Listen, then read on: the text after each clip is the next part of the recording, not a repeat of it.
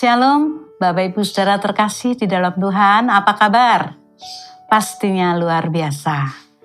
Saat ini kita bertemu kembali dengan saya untuk bersama-sama kita merenungkan firman Tuhan. Firman Tuhan pada kesempatan ini akan saya berikan tema, jangan terlambat. Namun sebelumnya, saya akan mengajak Bapak Ibu Saudara untuk kita sama-sama berdoa. Mari satukan hati, kita akan berdoa. Bapa di dalam surga, kami mengucap syukur Tuhan, kesempatan yang indah Engkau berikan kepada setiap kami sehingga hari ini kami mau bersama-sama untuk merenungkan kebenaran firman-Mu. Berikan kami hati yang haus akan Engkau Tuhan, sehingga kami boleh dipuaskan dahaga jiwa kami oleh kebenaran firman-Mu.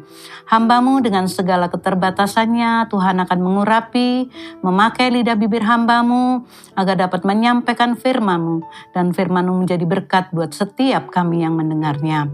Segala kekurangan dan kelemahannya, Tuhan sembunyikan di balik kayu salib-Mu, dan biarlah segala kemuliaan-Mu saja yang boleh nampak di tengah-tengah kami.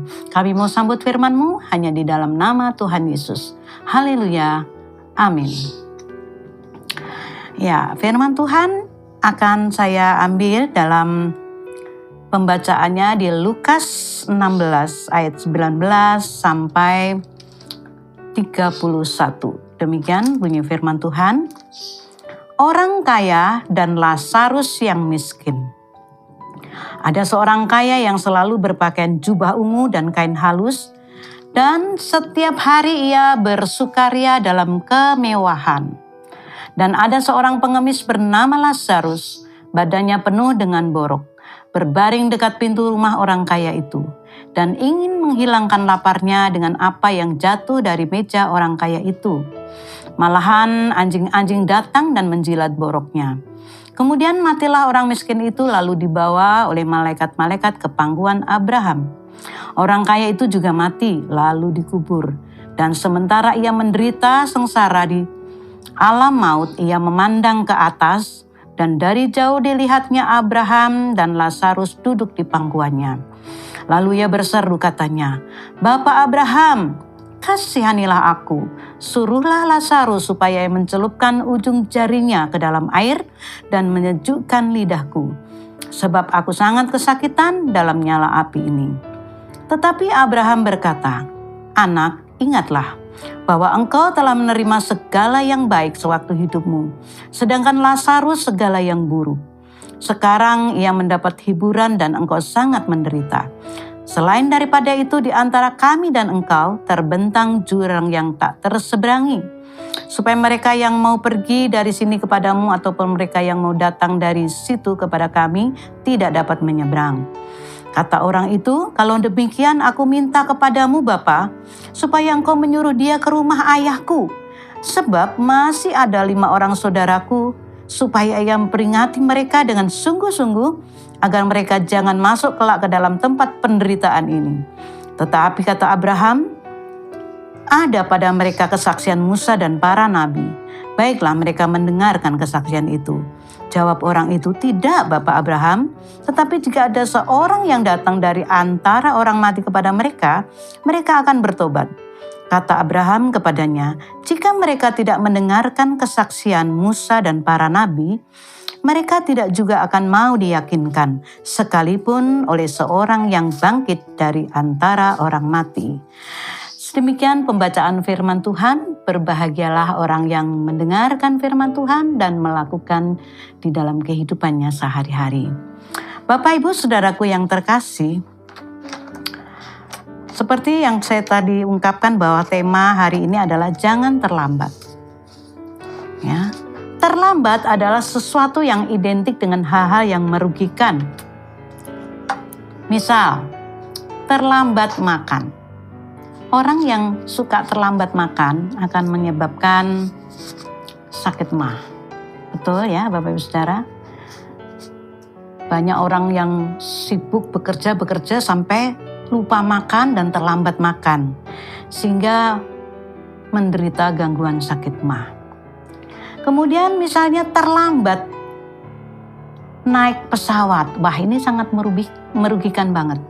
Kalau ada seorang pengusaha, bisnismen, yang mereka harusnya mengejar waktu untuk bertemu dengan teman bisnisnya di suatu tempat, dan dia harus pergi cepat-cepat, tetapi karena kemacetan akhirnya mengalami keterlambatan. Dan hal ini sangat akan merugikan sekali. Ya, dia tidak akan bisa bertemu dengan teman bisnisnya untuk mengadakan rapat dan sebagainya. Mungkin bisnisnya jadinya akhirnya gagal dan sudah kehilangan uang karena tadi sudah beli tiket yang begitu mahal. Ada juga yang terlambat datang dalam pelayanan. Wah, ini sangat merugikan sekali dan sungguh mungkin sangat membuat malu si pelayan atau hamba Tuhan ini. Pelayanan harusnya jam 7, tetapi jam 8:30 baru sampai di tempat tujuan atau di tempat ibadah. Menurut saudara bagaimana? Pasti ya, ibadahnya sudah selesai dan tidak tahu apa yang akan terjadi terhadap hamba Tuhan yang diundang ini. Yang pendek kata, kalau namanya terlambat itu sungguh sangat merugikan. Terlambat masuk sekolah, ya. Saya juga seorang pendidik. Kalau murid saya terlambat datang, biasanya saya biarkan dia berdiri dulu di depan kelas untuk sementara waktu. Tujuannya ya untuk mendisiplinkan supaya lain waktu dia tidak terlambat lagi. Saudara, dengan satu tema jangan terlambat dari kisah orang kaya dan Lazarus yang miskin, kita akan mempelajari bersama beberapa hal. Yaitu yang pertama, jangan terlambat terima keselamatan. Dalam ayat 23-24 tadi di sana dikatakan, ya, orang kaya itu juga mati lalu dikubur, dan sementara ia menderita sengsara di alam maut, ia memandang ke atas dan dari jauh dilihatnya Abraham dan Lazarus duduk di pangkuannya. Ya, kemudian dia berseru, katanya, Bapak Abraham, kasihanilah aku, suruhlah Lazarus supaya ia mencelupkan ujung jarinya ke dalam air dan menyejukkan lidahku. Bapak Ibu Saudaraku, orang kaya ini ketika dia mati, meninggal dunia, dia berada di satu tempat yang mengerikan.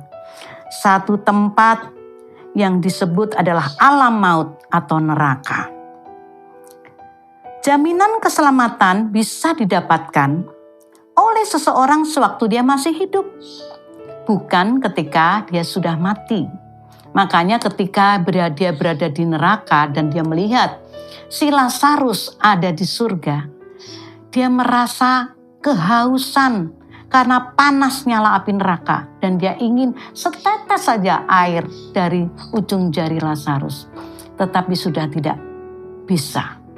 Ya, jadi keselamatan itu kita harus kejar, harus kita dapatkan, kita terima selagi kita masih hidup. Beberapa kali saya menghadiri pemakaman seorang yang sudah meninggal, begitu ya. Nah, dari sanak saudaranya, familinya, kadangkali berdoa. Dan dia doanya, Tuhan ampunilah saudara saya. Mungkin kakaknya, adiknya, ya kan, minta diampuni. Supaya dia bisa masuk ke dalam surga. Saudara, hal ini tidak ada gunanya. Ya, sudah tidak ada artinya apa-apa. Sudah mati, sudah meninggalkan dunia ini. Jadi seharusnya yang bersangkutan itu sendiri, yang meninggal itu sendiri yang memperjuangkan hidupnya untuk hidup sungguh-sungguh. Mengejar keselamatan itu, untuk memperoleh keselamatan di dalam Yesus Tuhan. Jadi bukan karena doa seseorang yang masih hidup itulah yang membawa orang yang meninggal itu ke dalam surga. Bukan seperti itu. Karena waktu itu, karena sering saya juga katakan dan nasihati kepada mereka, ya, tidak ada artinya. Sekarang yang kamu doakan adalah dirimu sendiri. Kamu berdoa dengan melihat kenyataan bahwa orang itu memang pada akhirnya meninggal, pada suatu saat akan mati, dan kita sedang mengantri. Nah, kita sendirilah yang harus berdoa sekarang untuk diri kita. Supaya kita sungguh-sungguh di dalam Tuhan dan menerima keselamatan di dalam Yesus Kristus. Ketika anak-anak saya masih remaja, saya dan suami selalu mendidik mereka. Mengatakan bahwa keselamatan itu adalah tanggung jawab masing-masing. Jangan pikir bahwa orang tuamu seorang hamba Tuhan, seorang pendeta. Terus kamu mau santai-santai dan otomatis nanti kalau orang tuamu pergi ke surga, kamu juga secara otomatis akan ikut bersama, ikut dibawa. No, saya katakan demikian. Jadi masing-masing harus hidup sungguh-sungguh memelihara kehidupan rohaninya, mencari Tuhan selagi masih hidup. Dan bukan ketika mati minta didoakan, bukan seperti itu. Jadi seperti tadi dikatakan, diceritakan seorang kaya ini sudah terlambat untuk menerima keselamatan. Bapak Ibu Saudaraku yang terkasih, kematian adalah fakta yang tidak bisa dibantah. Termasuk fakta tentang surga dan neraka. Tuhan Yesus sudah menawarkan jaminan keselamatan kepada setiap orang yang mau menerimanya dan menerimanya ketika dia masih hidup. Tetapi Tuhan Yesus juga tidak memaksa. Dipersilakan mengambil keputusannya sendiri. Mau terima Yesus sebagai juru selamat atau menolaknya. Ya, kalau saya mau nasihatkan kepada Bapak Saudara, sekaranglah waktunya. Masih belum terlambat. Mari ambil keputusan bahwa kita harus hidup di dalam Tuhan, percaya kepada Yesus Kristus sebagai juru selamat yang akan membawa kita masuk ke dalam surga.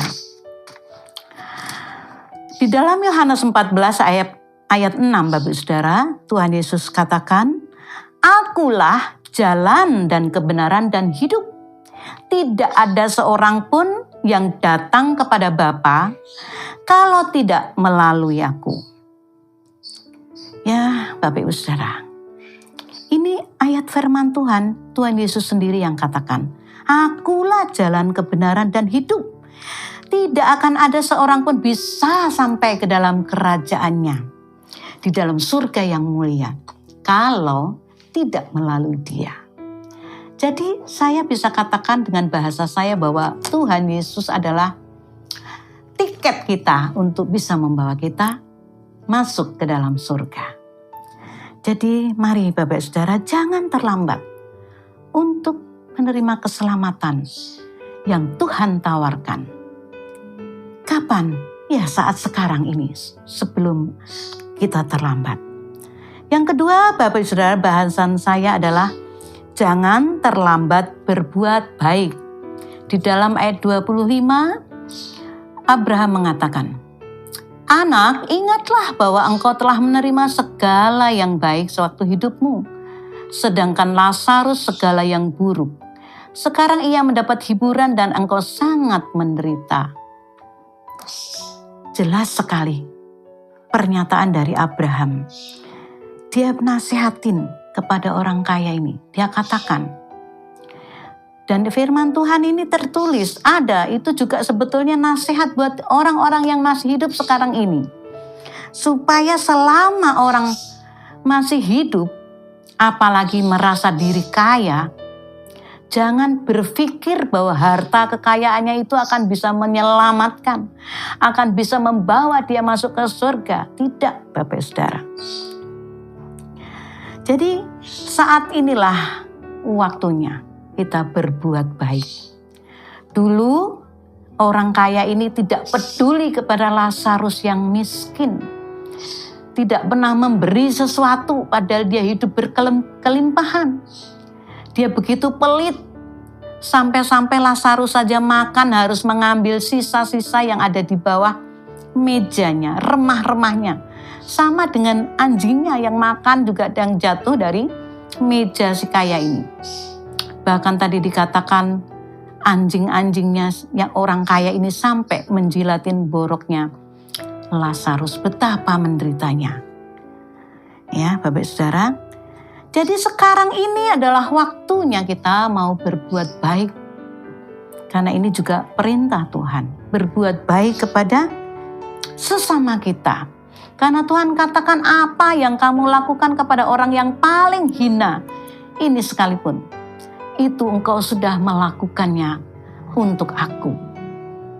Ya, waktu itu diceritakan bahwa kalau ada orang yang mau memberi pakaian kepada orang miskin, memberi makanan, sampai ketika Tuhan katakan itu dan ada yang menjawab, Tuhan kapan aku memberi Tuhan pakaian, memberi makanan? Aku tidak pernah lakukan. Tetapi Tuhan jawab apa? Apa yang kamu lakukan kepada orang yang paling hina, itu sama saja kau lakukan untuk aku. Jadi jangan menutup mata terhadap penderitaan sesama kita, Bapak Saudara. Kalau kita memang diberikan kesempatan, diberi harta lebih berkelimpahan, mari kita memperhatikan saudara-saudara kita. Mereka juga membutuhkan. Karena kita diberi kelebihan, Tuhan mau kita memperhatikan mereka yang kekurangan. Siapakah orang-orang itu? Mungkin dia adalah tetangga kita, teman-teman kita, atau anggota keluarga kita sendiri. Masih banyak Bapak Saudara, keluarga-keluarga yang diberkati, yang kaya raya. Tapi salah satu saudaranya, bahkan saudara kandungnya menderita. Menderita kekurangan, makan saja kurang. Sampai nggak bisa ada yang jadi pengemis coba. Apakah hal ini sungguh tidak menyedihkan sikap seperti ini? Mari saudaraku, kita menjadi orang yang diberkati dan memberkati orang lain. Tapi yang paling enak ya, pastinya bisa diberkati, menjadi orang kaya, cinta Tuhan, cinta pekerjaannya, dan peduli kepada orang lain. Wah, ini pasti berkatnya dari Tuhan itu menjadi berkat yang ganda, luar biasa. Ya, kita diberkati untuk memberkati, diselamatkan untuk menyelamatkan, dimuridkan untuk memuridkan. Jadi sekarang kalau berkat yang kita terima bukan berupa materi tapi keselamatan di dalam Yesus. Jangan kita miliki keselamatan ini menjadi keselamatan diri kita sendiri. Tapi kita juga harus selamatkan saudara kita dengan cara menyaksikan siapakah Yesus itu. Ya, jadi kita jangan berdiam diri, jangan sampai nanti orang yang dekat dengan kita yang tidak pernah kita ceritakan tentang Yesus itu akan menuntut kepada kita. Galatia 6 ayat 9 sampai 10, Bapak Saudara, di sana dikatakan, janganlah engkau jemu-jemu berbuat baik. Karena apabila sudah datang waktunya, kita akan menuai jika kita tidak menjadi lemah. Tadi dikatakan kita akan menuai. Ada hukum tabur tuai, Bapak Saudara. Kalau kita menabur firman, kita akan menuai jiwa-jiwa. Menabur kasih akan menuai kasih. Menabur kebaikan juga menuai kebaikan. Sekarang tergantung apa yang mau saudara tabur kepada orang lain. Kalau saudara menabur kejahatan, itu pula lah yang saudara akan tuai. Di ayat 10 dikatakan, karena itu selama masih ada kesempatan bagi kita, marilah kita berbuat baik kepada semua orang. Tetapi terutama kepada kawan-kawan seiman. Nah, bagaimana saudara? Sikap kita, bagaimana yang sudah kita lakukan hari-hari ini? Apakah kita sudah melakukan ini? Berbuat baik kepada saudara-saudara kita seiman. Kalau belum, ini saatnya. Belum terlambat, Bapak Saudara. Jangan kita selalu apa-apa hanya untuk keuntungan diri sendiri, kesenangan diri sendiri, dan tidak peduli kepada saudara-saudara kita seiman. Mari kita mulai perhatikan siapakah mereka yang perlu diperhatikan, yang perlu dikasihi, yang perlu ditolong. Dan kita mau jadi pelaku-pelaku daripada firman Tuhan. Yang ketiga, Bapak Saudara, jangan terlambat selamatkan jiwa. Ya, tak henti-hentinya dan tak bosan-bosannya saya menyampaikan poin-poin seperti ini. Jangan terlambat selamatkan jiwa. Karena ini sangat penting Bapak Saudara. Karena ini menyangkut kehidupan yang akan datang setelah kematian di bumi ini. Orang kaya ini tadi terlambat menyelamatkan jiwa semasa hidupnya. Bahkan dia tidak berusaha menyelamatkan diri sendiri. Apalagi saudara-saudaranya tadi yang dibilang 5 saudaraku masih belum dalam Tuhan. Dan dia rindu Bapak Abraham menyuruh Lazarus atau salah seorang yang sudah meninggal itu datang mengingatkan saudara-saudaranya supaya mereka bertobat. Tapi dikatakan kepada Abraham itu sudah tidak bisa. Mereka dulu sudah pernah meninggalkan kesaksian para nabi, para rasul. Ya, jadi tidak ada lagi kesempatan. Dan di dalam dunia ini banyak sekali orang yang tidak sadar bahwa perjalanan hidupnya adalah perjalanan menuju neraka. Nah, Tuhan mau kita merebut mereka dari perjalanan menuju api neraka ini Bapak Saudara. Yuk mari kita berlomba-lomba. Saat-saat sekarang ini Tuhan sudah mau datang. Mari kita selamatkan jiwa. Siapakah jiwa-jiwa yang perlu diselamatkan? Ya, mungkin adalah saudara kandung kita sendiri, mereka yang belum di dalam Tuhan. Atau sudah di dalam Tuhan tapi mereka tidak sungguh-sungguh bahkan sudah meninggalkan Tuhan. Ya, juga teman-teman seiman kita yang sudah mulai undur jauh dari Tuhan. Itulah yang harus kita cari Bapak Saudara dan selamatkan mereka. Di dalam bacaan Yehezkiel 3 ayat 18 sampai 19. Di sana dikatakan, kalau aku berfirman kepada orang jahat, engkau pasti dihukum mati, dan engkau tidak memperingatkan dia atau tidak berkata apa-apa untuk memperingatkan orang jahat itu dari hidupnya yang jahat, supaya ia tetap hidup, orang jahat itu akan mati dalam kesalahannya. Tetapi aku akan menuntut pertanggungjawab atas nyawanya daripadamu. Tetapi jikalau engkau memperingatkan orang jahat itu dan ia tidak berbalik dari kejahatannya dan daripada hidupnya yang jahat, ia akan mati dalam kesalahannya, tetapi engkau telah menyelamatkan nyawamu. Luar biasa Bapak Saudara. Kita mungkin hari-hari ini sering bertemu dengan orang-orang, apakah itu teman kerja, family, dan teman karib kita. Dan mereka nggak sungguh-sungguh dalam Tuhan.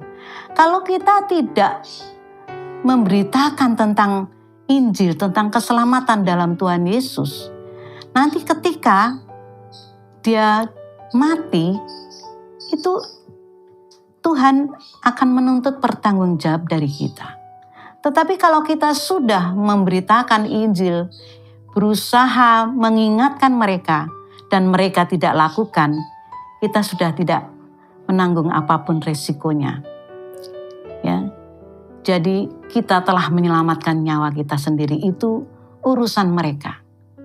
Jadi mereka akan mungkin dalam penyesalannya, oh kenapa dulu saya tidak mendengarkan istriku, tidak mendengarkan anakku, temanku ketika dia menyampaikan tentang Yesus Kristus. Ini sekarang ganjaran yang kuterima. Dan itu bukan menjadi kesalahan kita Bapak Saudara. Dalam hidup kita di dunia ini, jangan hanya memperjuangkan hal-hal yang lahiriah saja, tetapi juga hal-hal yang rohani. Jangan hanya waktu kita habis untuk mengejar harta, kekayaan, kedudukan, ataupun kita disibukkan hari-hari untuk urusan kehidupan kita, keperluan kita. Sehingga kita kadangkali lupa bahwa kita punya tugas dari Tuhan untuk kita bisa menyelamatkan orang lain. Itu bisa lewat tutur kata kita, lewat kesaksian hidup kita, maupun lewat ucapan kita dan keteladanan yang kita bisa berikan. Nah, Bapak Ibu Saudaraku, marilah kita mau melangkah dengan iman. Jangan sampai terlambat. Sehingga anugerah keselamatan di dalam Tuhan Yesus Kristus juga dialami bagi orang lain. Bagi orang-orang yang belum diselamatkan. Saat ini kita mau mengingat firman Tuhan yang sudah kita dengar tadi, yaitu jangan terlambat untuk menerima keselamatan. Jangan terlambat untuk berbuat baik. Berbuat baik, berbuat kemurahan. Jangan tunggu kalau nanti aku kaya, kalau aku berhasil. Kalau aku sudah beruntung. Kalau aku sudah punya rumah bagus, punya mobil banyak. Jangan nunggu itu untuk berbuat baik. Sekarang justru saat kita masih belum punya apa-apa, dalam keadaan apa adanya kita bisa berbuat baik kepada orang lain. Dan jangan terlambat untuk selamatkan jiwa. Demikian Bapak Ibu Saudara firman Tuhan yang bisa saya sampaikan. Tuhan Yesus memberkati kita semua dan biarlah ini juga menjadi berkat perenungan bagi kehidupan kita. Sudahkah kita menjadi pelaku-pelaku daripada firman Tuhan? Mari kita berdoa untuk firman Tuhan pada kesempatan ini yang sudah kita dengar dan sekaligus nanti kita akan akhiri ibadah ini dengan doa berkat. Bapa, kami bersyukur untuk kasih-Mu, untuk waktu yang indah di mana Engkau sudah menasehatkan dalam kehidupan kami Tuhan, untuk kami tidak terlambat menerima keselamatan di dalam Tuhan, dan kami tidak terlambat untuk berbuat baik kepada orang lain yang membutuhkan uluran tangan melalui Tuhan, melalui kehidupan kami, dan juga tidak terlambat untuk menyampaikan berita keselamatan di dalam Yesus Kristus Tuhan. Terima kasih Bapa, biarlah Roh Kudus-Mu akan menolong setiap kami, agar kami dimampukan untuk menjadi pelaku-pelaku daripada firman-Mu. Inilah kami, ini doa kami, ucapan syukur kami Tuhan, yang semuanya kami minta hanya di dalam nama Tuhan Yesus Kristus, Tuhan dan Juru Selamat kami. Amin.